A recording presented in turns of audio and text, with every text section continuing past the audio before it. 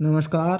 किरातार्जुनीय के प्रथम सर्ग के अंतर्गत आज मैं आपको 22वां, 23वां और 24वां श्लोक पढ़ाऊंगा। तो 22वां जो श्लोक है वो इस प्रकार है। स योव राज्ये नव यौवनोद्यतं निधाय दुःशासनं विद्यशासनः मखेष्वखिन्नो अनुमतः पुरोधसा धिनोति हव्येन हिरण्यरेतसम्।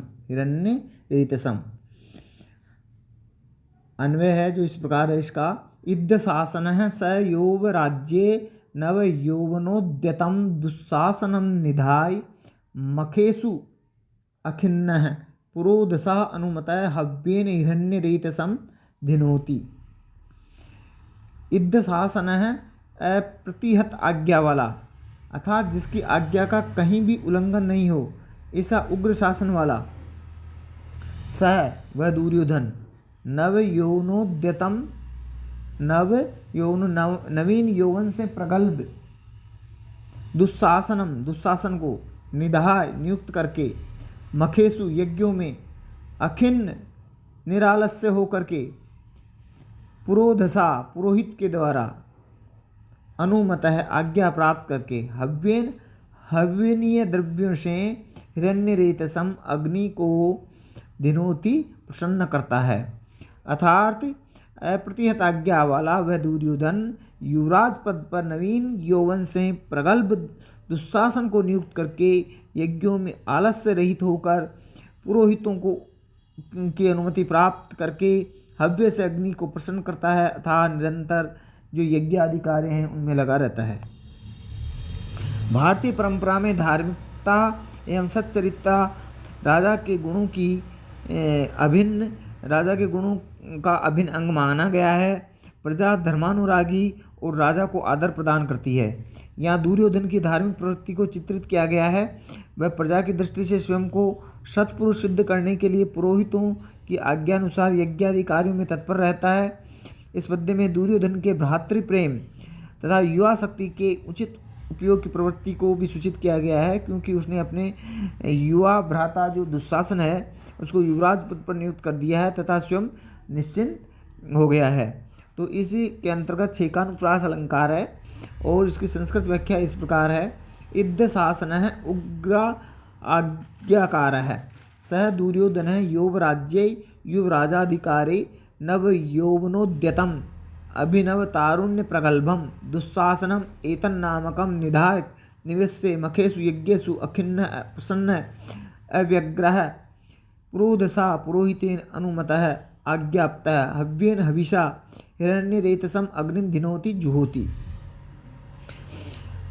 अब इसके अंतर्गत जो विशेष है वो इस प्रकार है। युवा राज्ये युवराजः तस्य कर्म यौवराज्यम तस्मिन् यौवराज्ये नवम यौवनम नव यौवनेन उद्यतो नव यौवनोद्यतः तम नव यौवनोद्यतम इद्धम शासनम यस्य स इद्ध शासन तम इद्ध शासनम न खिन्न अखिन्न हिरण्यम सुवर्णम रेतो यस्य स हिरण्यरेतास्तम हिरण्यरेतसम।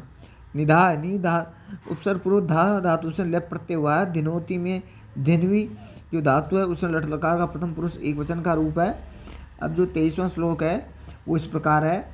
प्रलीन भूपालम अभिस्थरायति प्रशास सदा वारिधि मंडलम भुव स चिंतत्येव श्रिय भियस्त्वष्यति राहा दुरंता बलवद विरोधिता।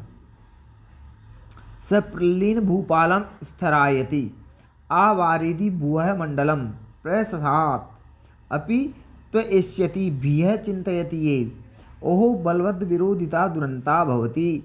इसमें अर्थांतर न्यास अलंकार है, क्योंकि यह सामान्य से विशेष का समर्थन किया गया है।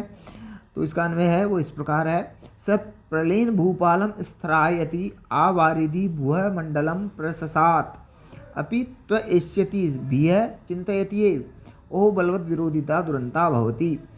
स अर्थात वह दुर्योधन प्रलीन भूपालम शत्रु राजाओं से रहित स्थरायति चिरस्थायी आवारिधि समुद्र पर्यंत भुवः पृथ्वी के मंडल को भूमंडल को प्रशसात शासन करता हुआ अपि भी त्वष्यति तुमसे आने वाली भय हेतुओं की चिंतयति, चिंता करता ही है। अहो, खेद की बात है कि बलवद विरोधिता, बलवान शत्रु के साथ विरोध दुरंता, दुष्परिणाम वाला होता है। अर्थात वह दुर्योधन शत्रु राजाओं से रहित निष्कंटक रूप से चिरस्थायी समुद्र पर्यंत विस्तीर्ण भूमंडल पर शासन करता हुआ भी आप पांडवों से आने वाली विपत्तियों की चिंता करता रहता है। खेद की बात है कि बलवान शत्रु के साथ विरोध अंत में दुखद ही होता है। यहाँ जो गुप्तचर है, गुप्तचर ने दुर्योधन की आंतरिक दुर्बलता को सूचित किया है। वह विशाल भूमंडल पर प्रशासन करता हुआ भी पांडवों की ओर से भविष्य में आने वाली जो विपत्तियां हैं, कठिनाइयां हैं, से भयभीत रहता है। इस कथन से किरात ने युधिष्ठिर आदि पांडवों के शौर्य एवं उनके भावी विजय की ओर संकेत किया है। तो इस प्रकार यहाँ दुर्योधन की भयभीत मनस्थिति रूप विशेष कथन का समर्थन किया गया सामान्य कथन के द्वारा। तो इसमें क्या है, अर्थांतर न्यास अलंकार है, और जो विशेष है वो इस प्रकार है। प्रलीना भूपाला यस्मिन् तत् प्रलीन भूपालम स्थरा आयति रुत्तर कालो यस्य तत् स्थरायति आवारिदिभ्ये इति आवारिधि बलम अस्यास्ति इति बलवान बलवद्दिभ्ये विरोधिता बलवद विरोधिता प्रससात प्र उपसर्ग पूर्वक सस धातु से लट लकार के प्रथम पुरुष एक वचन में सत्री प्रत्यय होकर के प्रससात बना है। चिंतयति चिंत धातु से लट लकार प्रथम पुरुष एक वचन का रूप है। एस्यति इण धातु से लट लकार में सत्री प्रत्यय होकर के गीम स्त्रीलिंग में गीम प्रत्यय हुआ है। इस प्रकार ये रूप बना है। अब इसकी जो संस्कृत व्याख्या है वो इस प्रकार है। स दुर्योधन प्रलीन भूपालम अप्रतिभूपम अकंटकम स्थरायति चिरस्थायी सदा वर्तमानम आवारिधि आसमुद्र अर्थात समुद्र पर्यंतम भुव पृथिव्या मंडलम वलयम प्रशासत आज्ञापयन त्वदेष्यति त्वदागमिष्यति बिह विपदः चिंतयति आलोचयति अहो इति बलवद विरोधिता महज्जनवैरिता दुरंता दुर्वसाना दुख परिणामा भवति इति शेषः। अब आगे जो 24वां श्लोक है वो इस प्रकार है। इस यहाँ पर जो श्लोक, इस श्लोक के अंतर्गत जो 23वां श्लोक था, इसके अंतर्गत ओहो दुरंता बलवद विरोधिता, इस सुक्ति कथन का तात्पर्य है कि बलवान व्यक्ति के साथ विरोध अंत में दुखदायी होता है, क्योंकि बलवान व्यक्ति अथवा शत्रु कभी भी उचित समय देखकर विरोध करने वाले पर आक्रमण कर देगा, जिससे वह पराजित हो जाएगा। इसी कारण दुर्योधन पांडवों से हमेशा भयभीत रहता है और उसी प्रकार वह शासन कर रहा है, क्योंकि उसने जुए के छल से उनके राज्य को छीनकर विरोध तो ले लिया, किंतु पांडवों के पराक्रम से वह, उसको मालूम है कि पांडव पराक्रमशाली हैं और उससे वह भयभीत है कि वे कभी भी आक्रमण कर अपने राज्य को पुनः प्राप्त कर लेंगे। अब जो 24वां श्लोक है वो इस प्रकार है। कथा प्रसंगेर जनेरुदाहृता अनुस्मृता खंडल सूनु विक्रमः त्वाभिधानात् व्यथते नताननः सुदुत्साहान मंत्र पदादिवोरगः कथा प्रसंगेन जने उदाहृतात् त्वाभिधानात् अनुस्मृता खंडल सूनु विक्रमः नताननः स दुर्योधनः सुदुत्साहात् मंत्र पदात् उर्गः इव्यथते। अर्थात कथा प्रसंगेन, बातचीत के प्रसंग में, और जने ही लोगों के द्वारा, उदाहरित है उच्चरित है। इसके अंतर्गत यहाँ पर श्लेष अलंकार है, तो श्लेष अलंकार होने के कारण यहाँ पर दो अर्थ निकल रहे हैं श्लोक के। तो यहाँ उरग के पक्ष में कथा प्रसंगेन का अर्थ होगा बातचीत के प्रसंग में, विश्वविद्यी जने लोगों के द्वारा, उदाहरितात उच्चरित, त्व अभिधानात तुम्हारे नाम से, उरग पक्ष में, तार्क्ष्य और वासुकी नामक महासर्पों के नामोच्चारण से यह अर्थ होगा। अनुस्मृता खंडल सूनु विक्रम है, इंद्र का पुत्र अर्थात अर्जुन के पराक्रम को याद करने वाला, उरग पक्ष में ये अर्थ है इसका, जिसे गरुड़ के पराक्रम की याद आ गई है। नतानन झुके हुए मुख वाला, स व दुर्योधन सुदुस्साहात असहनीय मंत्र पदार्थ मंत्र शब्द से उर्गह इव सर्प की तरह व्यथते पीड़ित हो जाता है। अर्थात वनेचर है वह युधिष्ठिर से दुर्योधन की मानसिक दुर्बलता को व्यक्त करते हुए कहता है कि वार्तालाप के सिलसिले में लोगों द्वारा उच्चारित तुम्हारे नाम से अर्जुन के पराक्रम को स्मरण करने वाला वह दुर्योधन अधोमुख होकर उसी प्रकार व्यथित होता है जैसे विश्वविद्या के द्वारा उच्चारित अति सुदुस्साह गरुड़ मंत्र से सर्प अधोमुख होकर दुखी होता है। अर्थात इस पद्य में भयभीत दुर्योधन की तुलना मंत्रभीत सर्प से की गई है। जैसे मंत्रों से भयभीत सर्प हो जाता है।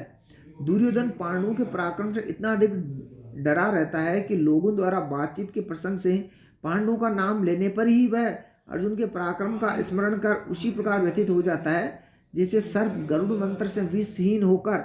इस मंत्र से वनेचर ने दुर्योधन की भावी पराजय की ओर संकेत किया है।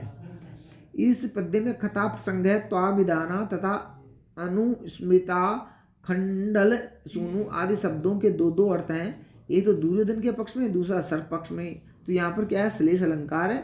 अब जो संस्कृत व्याख्या है इसकी इस प्रकार है, कथा प्रसंगेन वार्तानुक्रमेण जनै लोके सर्प पक्षे कथा प्रसंगेन जनैः विश्ववेद्ये प्रवरलोके दाहरितात् उच्चारितात् त्वभवतः युधिष्ठिरादेः अभिधानात् नामनः सर्पपक्षे त्वाभिधानात् तारक्षे वासुकी संज्ञकात् अनुस्मृता खंडल सूनु विक्रम है।